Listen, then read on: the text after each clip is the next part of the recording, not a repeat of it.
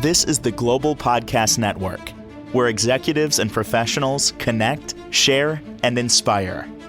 Stay tuned for the conversations that drive success.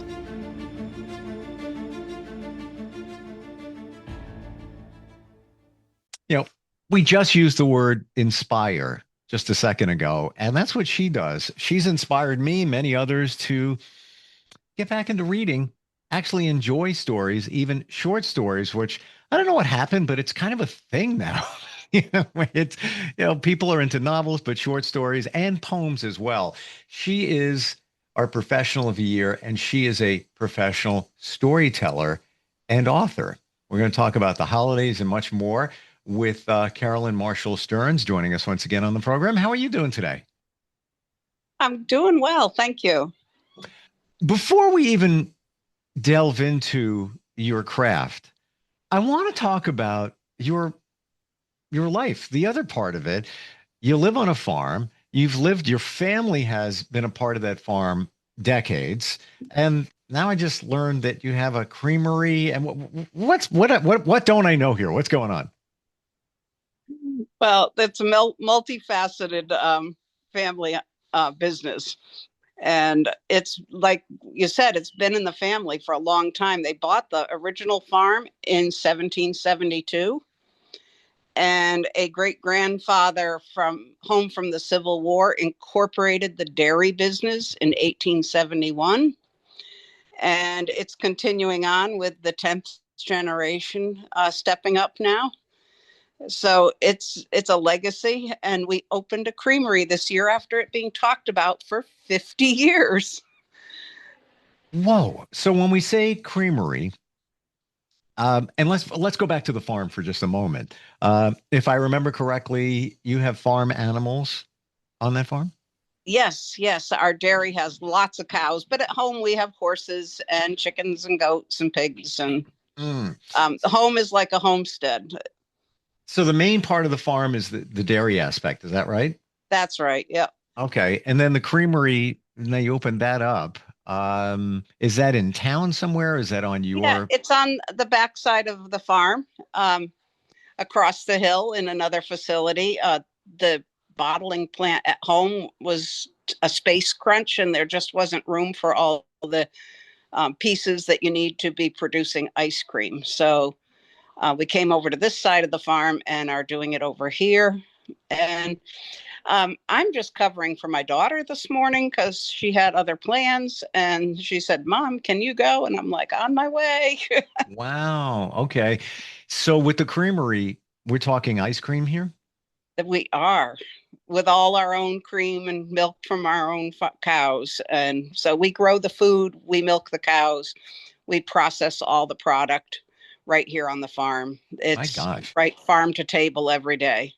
So I walk into that creamery. Am I going to find literally ice cream? Literally a scooping cabinet with 12 flavors, and we're rotating them so everybody at some visit can have their favorite. There's the candy cane and the standards. You got to have your chocolate, vanilla, strawberry. But they're coming up. They are doing like wicked themed milkshakes this week, and just having a good time serving our community and watching people enjoy the fresh ice cream. They can even watch it be made some mornings. There's a picture window into the processing. Oh, that's fantastic. Now I truly get it. And I get you and your life, because when it comes to your storytelling, one of your specialties is history, where, you tell a story that has a historic significance. Doesn't have to be, etched in history. It could be just a period of time, but you're very much into the facts, the details within that, historically focused. Now we take a look at this. I didn't know that farm was in your family history that long. And I said, wow, this is like storytelling is, almost a lost art nowadays. You're keeping it alive. And also, where can you go anywhere to find fresh ice cream directly on the farm? My gosh. Right. I would be there in a second. I Come think that's on fantastic. over. Wow, I can't even imagine what that tastes like when it's truly fresh, where there are, no chemicals involved, et cetera, et cetera, et cetera. Wow, that's We amazing. make eggnog seasonally that's, just a huge hit. And we also have collector glass bottles of it. And we now have eggnog ice cream. So our fans of our eggnog are really excited about our eggnog ice cream. Wow. And here I am, Yeah. full disclosure, a Shake Shack opened up in my neighborhood the other day. So I was just texting with a friend and we're going there tonight. I'm excited about that. Shake Shack. That ain't what you Yeah, got that going sounds on. good. Yeah, but it's not. I assure you, it's not somebody on a farm making that ice cream and just milk the cows, a day earlier or whatever it might be. Wow. So let's go on the other side of you, and that would be the storytelling author aspect. And you've got a wonderful book we dug into last time we got together, and that's called, I think, if I remember correctly, Christmas Spirit. Christmas letters we dug into last time. It's confusing because I have two Christmas books. Okay. And that's set on a dairy farm because you write what you know. And one of the comments I receive often on that book are the fact that all the working pieces of the farm within the story sound so realistic. And I'm like, well, because they are. Write what you know. So this Christmas Spirits book is connected to the farm in some regards? Christmas letters. No, it's not actually to the farm. It's a fictional farm. It's made up of hundreds of farms I know or have read Okay. about, and their ties to history.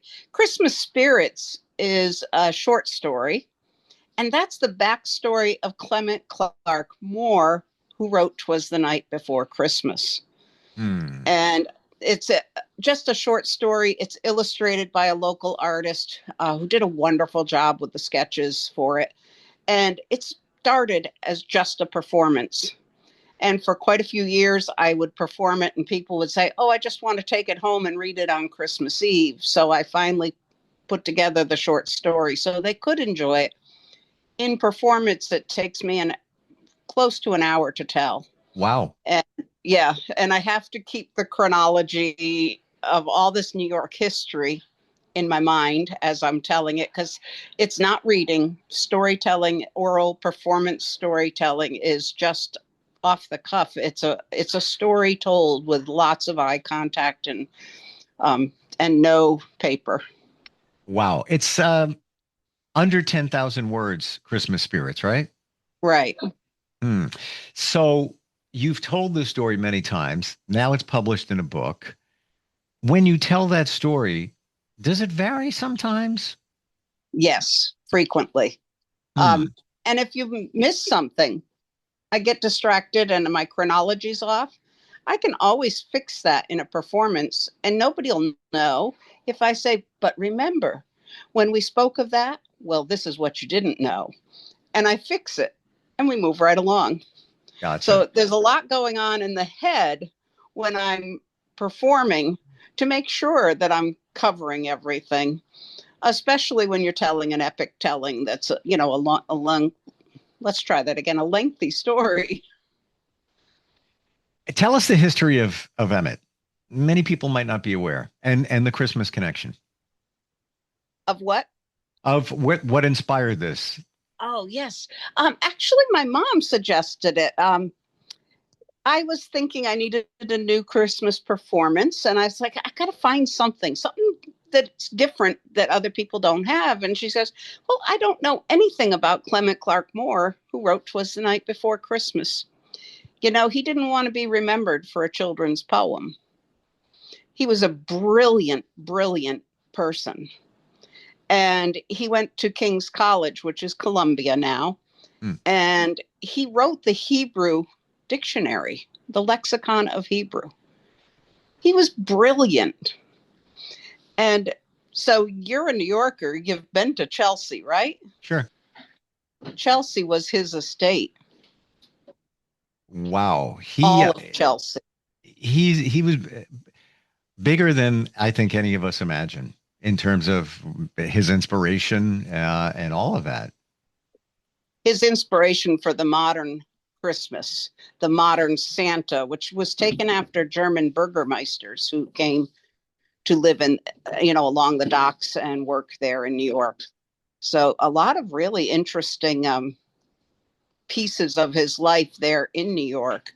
And they're all stitched together with this wonderful story that starts in Newport, Rhode Island, where the Moores had a cottage, not a breaker's giant stone mansion, but a large multi-story Victorian summer cottage. And they were definitely part of that Newport social scene in the summer.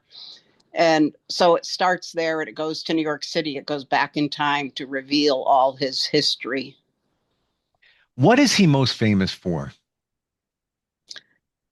That one poem out of all his body of work and years at Columbia, which was King's College, why there's crowns at the entry gate. That's what he's pretty much anybody that can come up with anything. That's all they have. What's that poem entitled? Yeah, it's gone. Brain freeze, literally. But basically, if we were to read that right now, what would we know it for? Yeah, that lovely scene of a Christmas visit from St. Nicholas. There it is. I just had to get around to it. But yeah, and it's something we all, that celebrate Christmas have grown up with. 'Twas the night before Christmas when all through the house. And you can just picture all the scenes without even having a picture book. Well, what's interesting is that book is famous for parents reading to their kids. Where do you know it from? Your childhood, and how he didn't want it to be known as a children's poem. Yeah, that was a gift for his kids, and just something that was done. And so but looking back at his history, is the New York history and how it all connects is just absolutely fascinating. And as I did the research, that was one thing leading to another, everything from a famous writer of hymns and New York baseball's earliest years, just so many pieces. Wow. I mean, and it's so iconic there. Christmas. He's what? Say again? He's buried there in New York at Riverside Cemetery, just up from the Hudson. Only you would know that. Again, we go back to your affinity for facts, figures, and history. Well, Wow. I've walked his trail of his story. So I don't visit New York. I can still count on my fingers how many times I've been there, but I've been to all the sites in the book. Wow. That is Christmas. That story is that next to Nat King Cole. Yes. And Bing Crosby. Maybe Andy Williams in terms of what we experienced during that holiday. But wow, twas the night before Christmas. How many generations have thrived on that story for their holidays? Do you think that he ever had any idea what that would have become? No, I don't think he did. And I don't think he realized how iconic his vision of Santa Claus would become, that the costume of Santa, that the attire would totally become that red coat and that jovial look. So give us a kind of a frame for this. He wrote that story what year? I want to say 1873. I'm terrible at off the cuff numbers. Gotcha. Well, yeah, we got it. Late 1800s. Yeah, post Civil War. And when did he pass? Roughly. When do you think? Yeah, I'm not even going to guess. What was it, in the early 1900s? Yeah, or late 1800s. Gotcha. Yeah. Okay. So, but the reason I ask that is the legacy he left.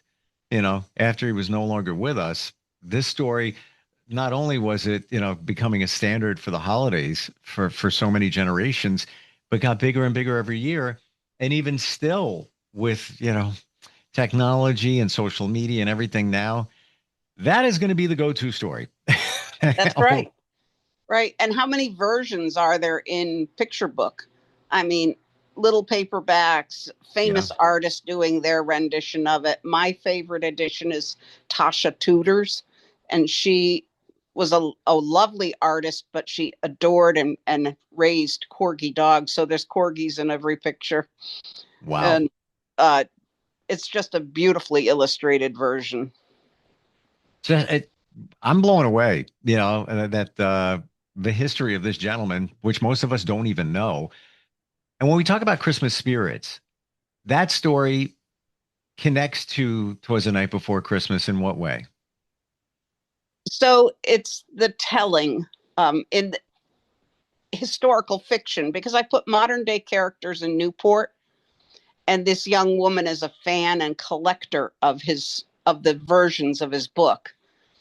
And so she is so happy to go on a bus trip to New York City for all the Christmas events. And they stop at Columbia, but they're in a whiteout snowstorm.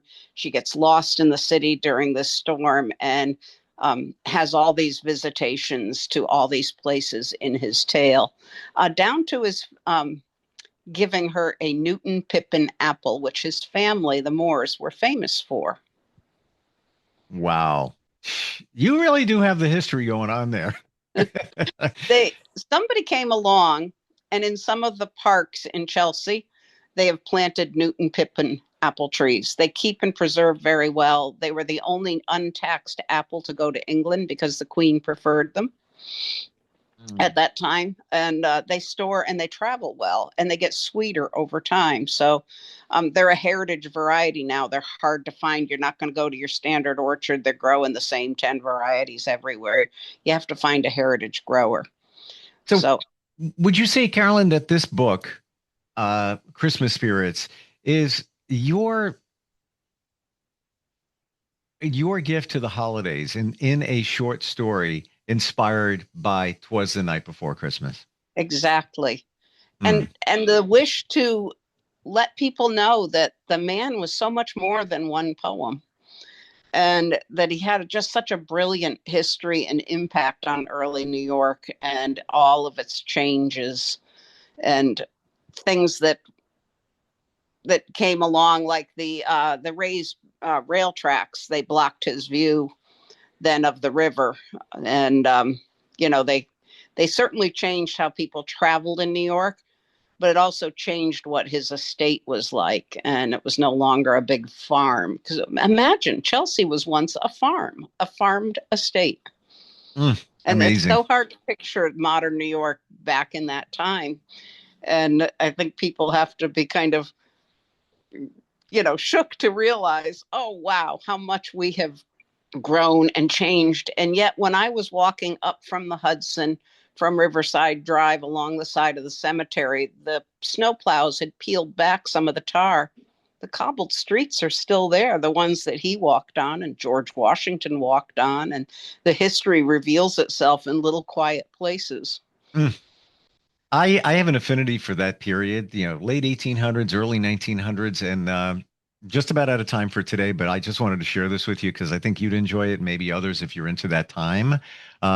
Saw a movie last night on Netflix. It just came out. It's got a very great reviews, and it's got a very genuine, warm feel to it. It's called Train Dreams, and Ooh, it's about building railroads and how this one gentleman, how his life went. He suffered loss, and basically, the end of the movie. I'm not giving it up, but the movie ends with him finding out who he really is. Um, that sounds good. it, you know what? It really was. It was so well done. Highly recommend it. Again, Netflix. It's in some theaters. It literally just came out like a week ago, but it's called Train Dreams. Focusing on you, if somebody wants to find your books or insight on you as an author or storyteller, how do they find you, Carolyn? What's your website? My website's carolynstearnsstoryteller.com, and the books are all available over on Amazon, and they can be ebooks as well for those who want to read it tonight and have their cozy moment and bring that. And I'll be performing it next week, so I'm looking forward to telling it to a live audience. Fantastic. And yeah, that's a great idea. How about get it now? As so many people, I know a handful actually today are putting up their tree and decorating right after Thanksgiving. 'Tis the season, Christmas spirits, and even Christmas letters, another fantastic work of art from you. Carolyn, thank you so much for today. Go back to working on the farm there. Love Thank you. We're going to get decorated here too. Gotcha. All right. We'll talk soon. Appreciate it. Bye. We'll be right back. This is the Global Podcast Network, where executives and professionals connect, share, and inspire. Stay tuned for the conversations that drive success.